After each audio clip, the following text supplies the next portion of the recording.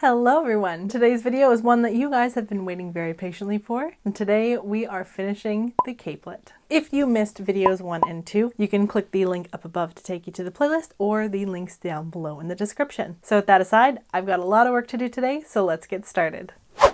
Picking up right where we left off in part 2, I removed the beaded capelet quarters and then trimmed the organza away. Next, I carefully matched up the seams along the side and back, making sure that my beaded sections all lined up. After pinning everything and then double checking that everything did indeed line up, I then basted the seam together because after spending over 50 hours beading this, I did not want any mistakes.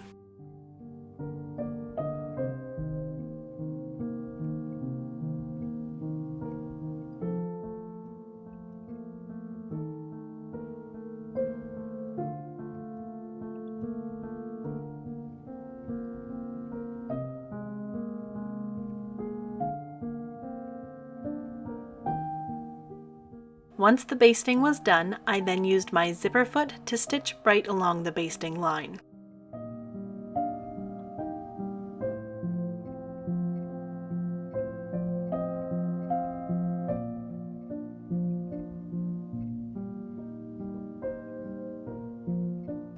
With the seams done, I then moved over to the iron.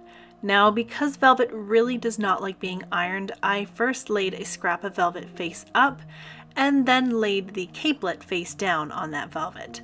This helps to keep the velvet from being crushed if you are gentle, and this technique is really useful if you don't have a needleboard handy.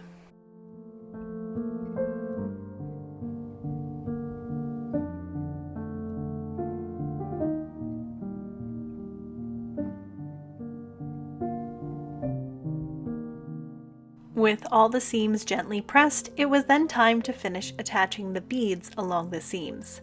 Now I added a few beads over the seams just to give it a very seamless look, and to help reinforce the beads, I went through the finished sections and then backstitched several times.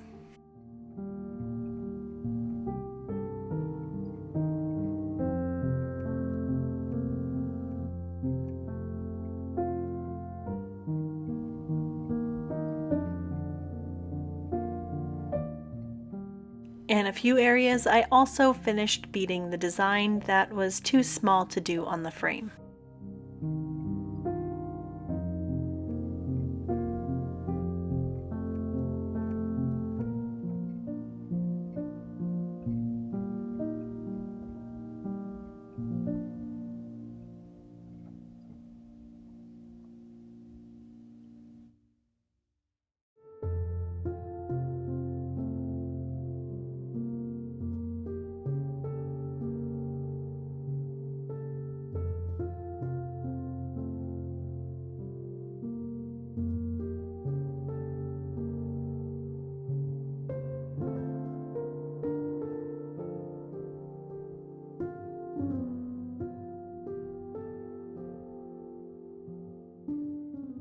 And with all the beading done, it was time to cut out the lining for the capelet.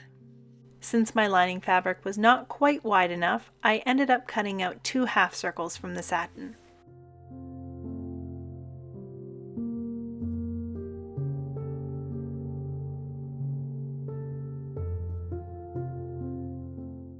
I then stitched the pieces together down the center back seam, and with the right sides facing each other, pinned the lining to the fashion layer.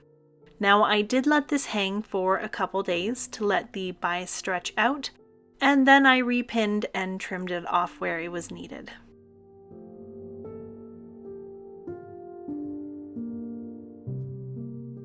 Then I stitched along the bottom edge of the capelet and then turned it right side out and edge stitched it for a nice clean finish.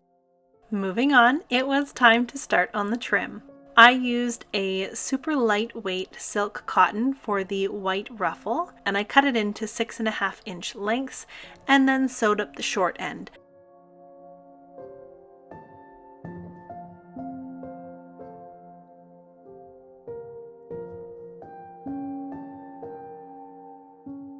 And then I carefully stitched a narrow hem.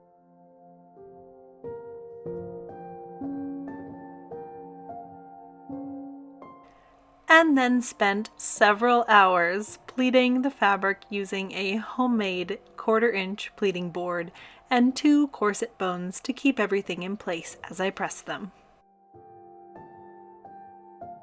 But I have reached a bit of a predicament with the cape. So I'm trying to figure out the collar portion of the cape and how to add all the lace and ruffles. So if you look right here, it looks as though there is 2 rows of ruffles and then the portion of the cape is standing up a bit. That may be confusing the way I just said that. So I'm thinking there's actually a collar that you can't see that's actually under that lace section. So I don't know if that is the case or not. So I'm going to go ahead and draft a collar and see if that actually works or not, because the ruffle that I have pinned to the capelet right now does not look right at all. So we'll see how this goes and we'll go from there.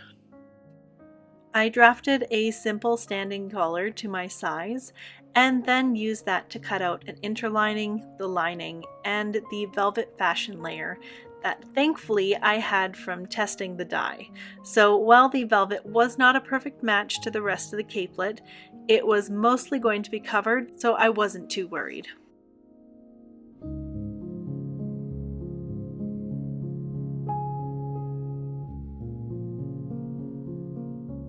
With everything cut out, I then sewed it together and stitched it to the neckline. Now, unfortunately, I don't seem to have the footage of me doing this, but with the collar in place, I then stitched the lining to the neckline and the center front opening using a simple whip stitch. And finally, it's time to trim the capelet.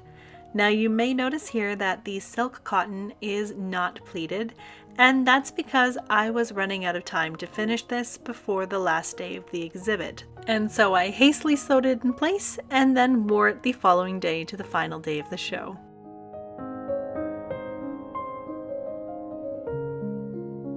Are you looking to see if it's pleated or not? Yeah, it's all pleated underneath. Okay. It's also like 100 years older. So True. the pleats have had a little bit of time to loosen up. With the exhibit closed and us in the process of moving, this project then went on a little hiatus.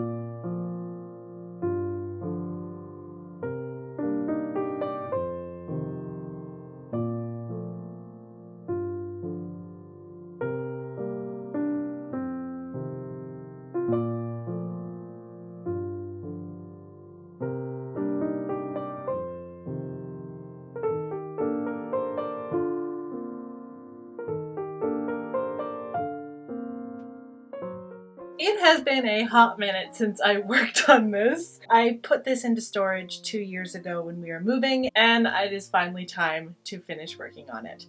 So I did partially finish it to go see the original in Vancouver.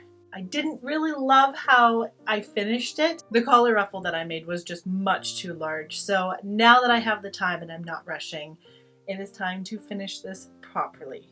And starting things off, I'm gonna make this about half the size that I did. Okay, let's get to it. Instead of cutting the ruffle in half, I opted to stitch down the center of it to keep the pleats in place, and then finished both ends with a narrow hem.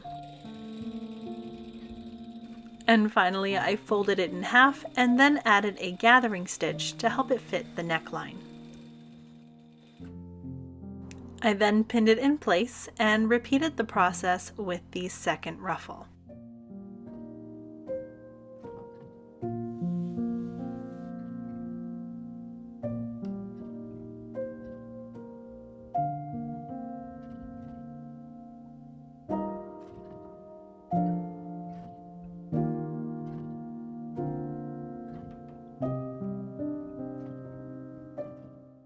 I have this pinned in I've just got the 2 layers. I think I'm going to add an extra just single ruffle in here.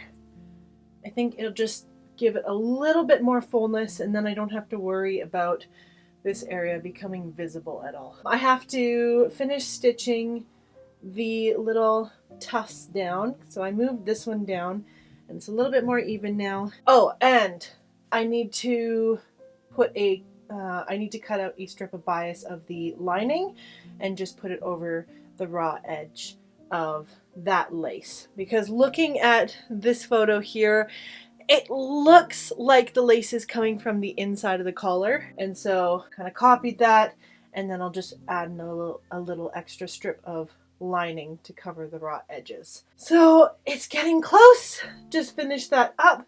Then I can add the hooks and eyes, and then it's done. Once I was happy with the placement, I then whipped them in place.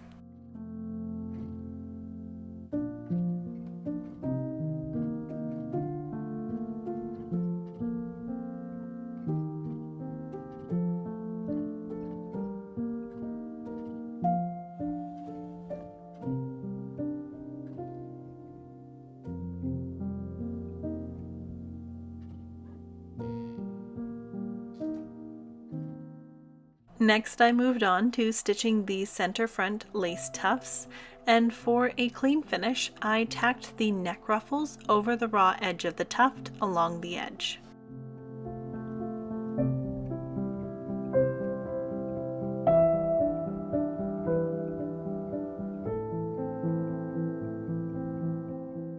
I also whipped the edge of the tufts down the center front of the capelet to keep them from moving.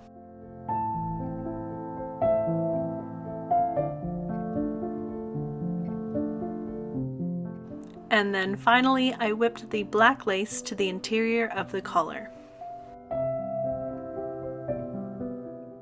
I also cut a 2-inch wide bias strip of the lining to neatly finish off the raw edge of that lace.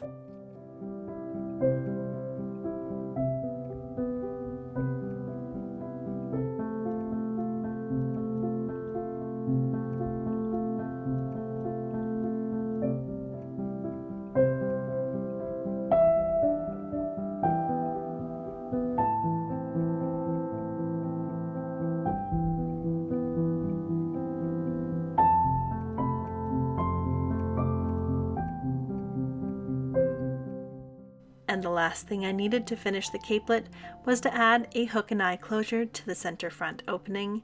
And finally, with that done, it is time for the reveal.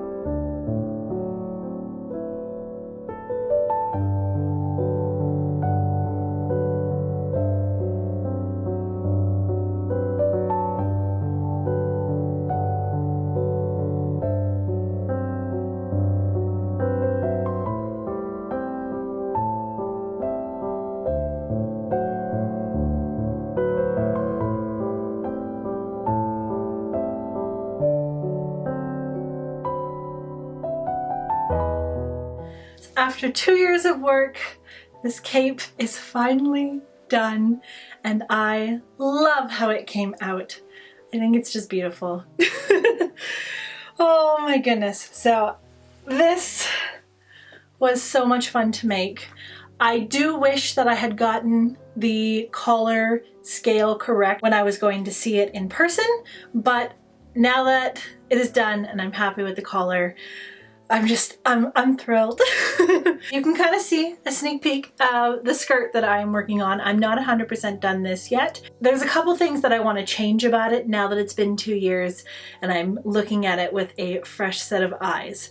So I hope you guys have enjoyed this video. Thank you for sticking with me since I started this project 2 years ago. Oh, I think it's actually 2.5 years now. So thank you for sticking it out with me. When I saw the original in person again, I did notice that they did not have as much purple going down the arms and they had more orange here. So I think when I was dyeing it, I dyed it a little bit more like this, and theirs is dyed a little bit more, I guess, horizontal. Also, when I made this, or when I cut this out, I cut it out as a full circle, and looking at it now, I think it was actually a 3/4 circle. That being said, I'm happy it's a full circle because when I make these sleeves for the evening bodice, the sleeves are quite voluminous, and so I think having the full circle will help them to drape nicely over the sleeves. So, anyways, it's done. I'm happy. I love it. Oh my goodness. And now it's time to start working on the skirt again. I would love to know who has been here since the beginning, waiting patiently for me to finish this, and who just recently discovered my channel. So let me know in the comments down below. Also feel free to introduce yourself in the comments because I love meeting new subscribers. All right, that is it for today, and I will see you next time. Bye.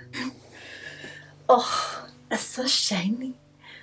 I don't know if you can actually see this on camera, but it's sparkly. Some gang signs, it's fine.